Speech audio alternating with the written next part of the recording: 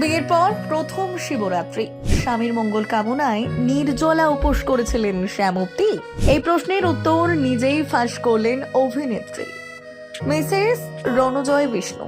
পরিচয়টা এখনো যেন স্বপ্নের মতোই লাগছে শ্যামপ্তির কাছে।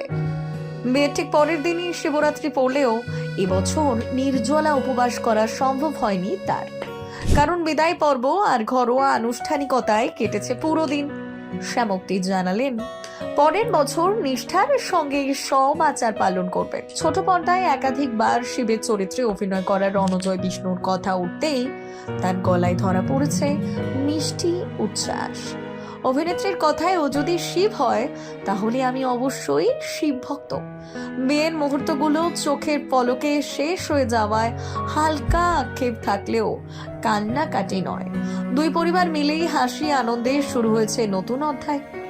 ঘরোয়া বৌভাতের পর ধীরে ধীরে কাজে ফেরার প্রস্তুতিতেই মন দিয়েছেন এই নবদম্পতি।